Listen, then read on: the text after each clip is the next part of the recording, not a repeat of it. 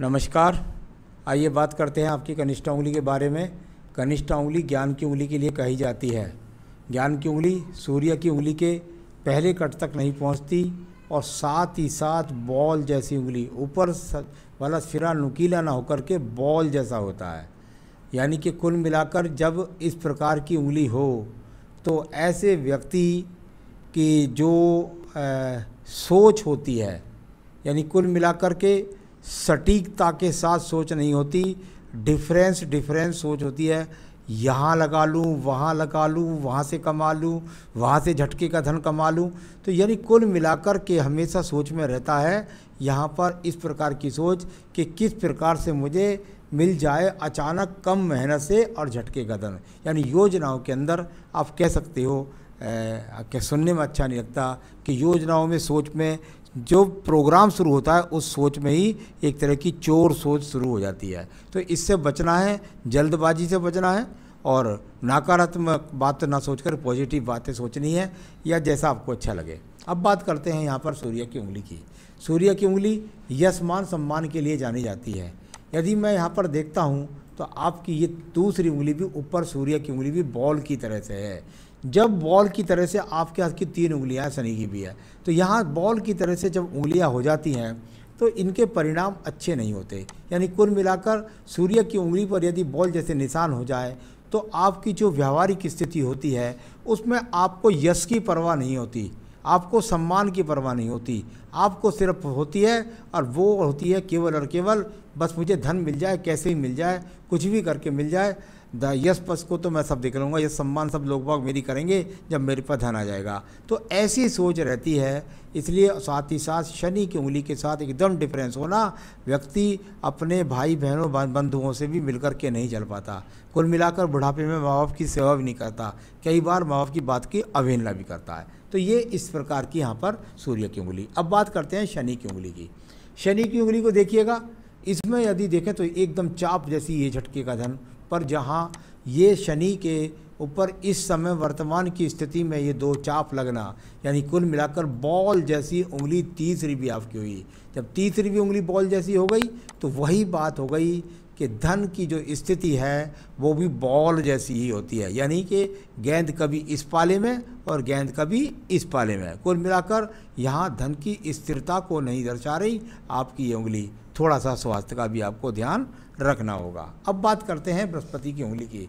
बृहस्पति की उंगली जानी जाती है पत्नी से सुख के लिए, संतान सुख के लिए, ईश्वर आस्था के लिए। थोड़ी सी अट करके है, यानी कि ईश्वर आस्था पर ज़्यादा विश्वास नहीं, कुल मिलाकर अपने कर्म पर ज़्यादा विश्वास। साथ ही साथ सेकंड पर कुछ स्क्रैचिस रेखाएं हैं, यानी पत्नी के साथ तालमेल में भी कमी है। संतान भी ऐसे व्यक्तियों की उसकी सुनती नहीं है। तो ये स्थिति वर्तमान की है। अब बात करते हैं हम आपके यहाँ पर बुद्ध पर्वत की। बुद्ध का पर्वत और बुद्ध पर्वत पर यदि देखूं तो वो खड़ी रेखाएं निश्चित रूप से हैं जिनसे मैं कह सकता हूं स्थिति आपकी कैसी भी है, आपके पास निरंतर धन के आगमन बने रहते हैं। यानी धन के आगमन तो आप पे बने हुए हैं कहीं ना कहीं से निरंतर रूप से, ऐसी तो स्थिति यहाँ पर दिखलाई पड़ती है। सूर्य का पर्व देखिए नीचे विच्छेदित रेखाओं के रूप में विराजमान है।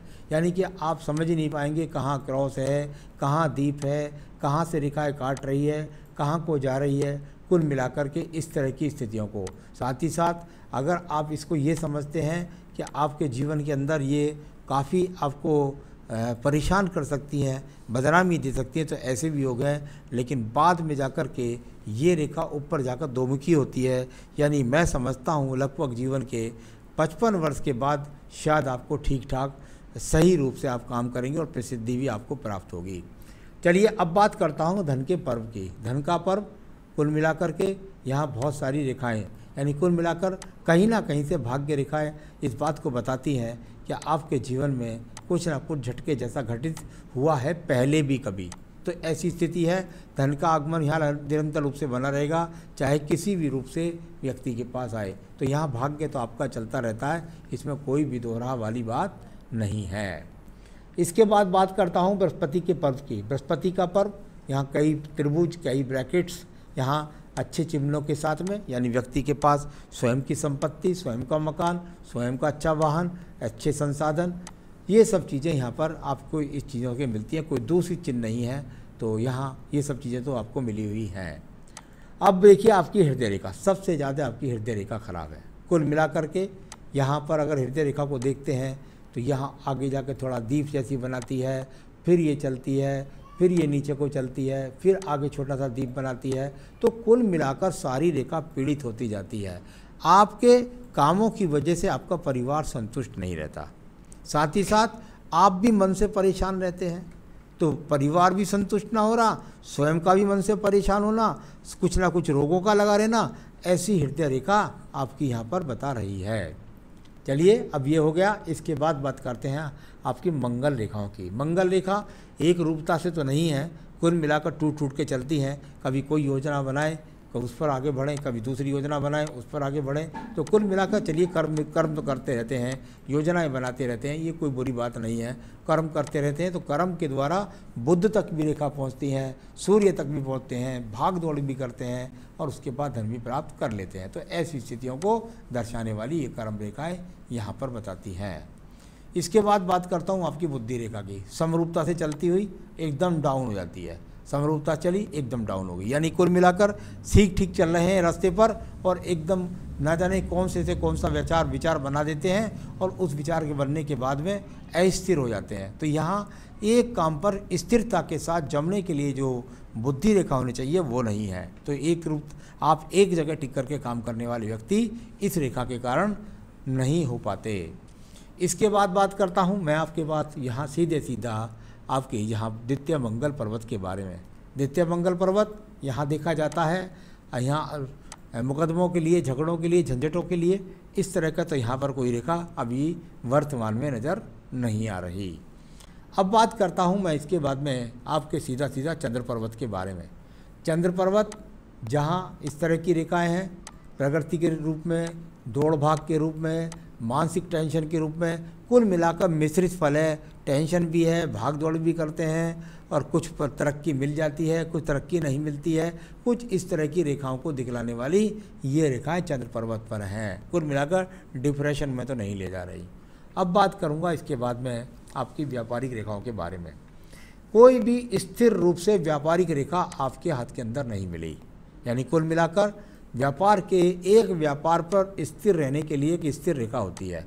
वो स्थिर रेखा यहाँ मुझे पूरे के पूरे पर्वत पर कहीं भी नज़र नहीं आ रही। तो एक रूप में एक व्यापार में स्थिर रहने की रेखा कोई यहाँ पर नज़र नहीं आई। अब बात करते हैं हम आपकी भाग्य रेखा के बारे में। भाग्य रेखा को देखिए, बहुत ही सुंदर पैमाने के रूप में आपकी ये भाग्य रेखा एकदम ऊपर तक गई, यहाँ थोड़ा फिर टर्न होकर गई। बीच में कई राहु रेखाओं ने भी इस भाग्य रेखाओं को काटा, यानी कि यहाँ देखें तो राहु रेखा ने काटा, यहाँ काटा, थोड़ा सा इस जगह काटा। तो कुल मिलाकर के कहीं कहीं ये राहु रेखाएँ काटती रही और कहीं कहीं बहुत लंबे समय तक अच्छी गई और वहाँ से आपको अच्छा धन भी कमाया। तो मेरे हिसाब से पिछले समय में कहीं ना कहीं आपने झटके से धन कमाया है, ये मुझे हाथ के अंदर लग रहा है अब की उम्र से पहले। तो वो चीज़ है, अभी वो दोबारा कोई ऐसी चीज़ मुझे नज़र नहीं आ रही यहाँ। तो चलिए मैं बात करूँगा सवालों में आपके, इससे पहले मैं देख लेता हूँ आपके शुक्र पर्वत को। शुक्र पर्वत जाना जाता है संसाधनों के लिए। यदि संसाधन की बात करता हूँ तो यहाँ देखता हूँ तो शुक्र पर्वत कुछ पीड़ित लगता है, कुछ दबा हुआ लगता है, यानी संसाधन के लिए आकर्षण बहुत ज़्यादा है और जैसा संसाधन आप चाहते हैं ऐसा संसाधन आपके अनुरूप नहीं है। इसके बाद बात करते हैं आपकी आयु रेखा की। आयु रेखा और आयु रेखा में देखता हूँ तो यहाँ काफ़ी कुछ पीड़ित रहे, लगभग ऐसा कह सकते हैं 32-33 वर्ष तक, फिर ठीक ठाक रहे, फिर यहाँ 40 वर्ष के बाद में फिर ये रेखा है, फिर यहाँ है दीप।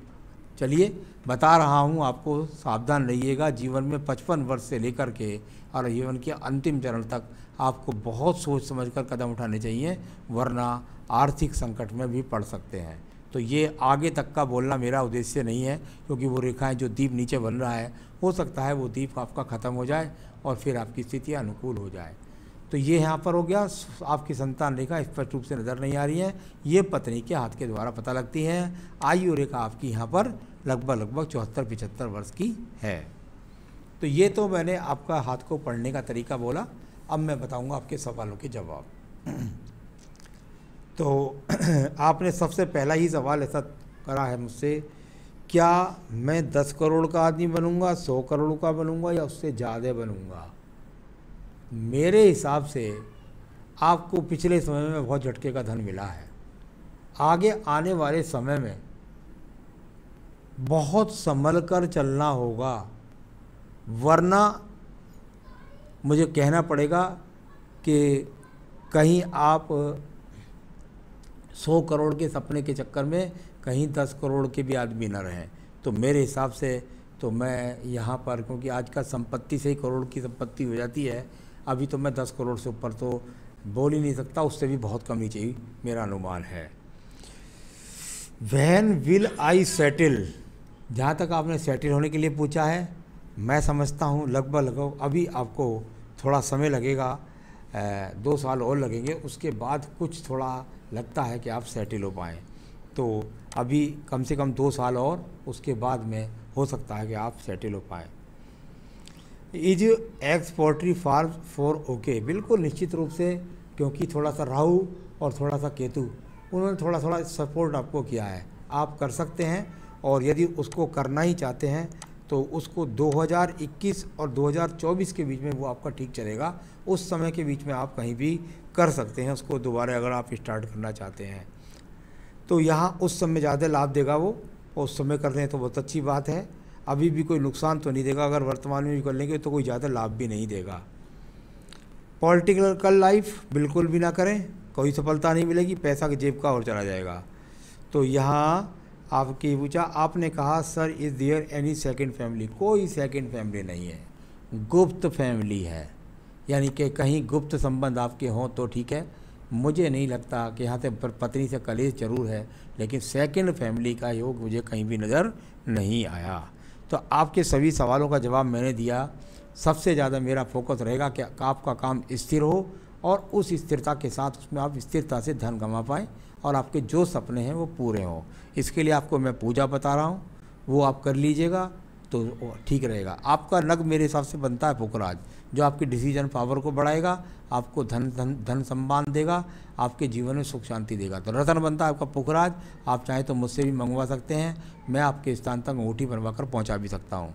पूजा में आपको रोज़ाना आदित्य हृदय स्रोत पढ़ना है, आदित्य हृदय स्रोत, साथ ही साथ पढ़नी है हनुमान जी की कोई भी पूजा। इतना करें, जीवन में सुखी रहें, यही मेरी शुभकामनाएं हैं। नमस्कार।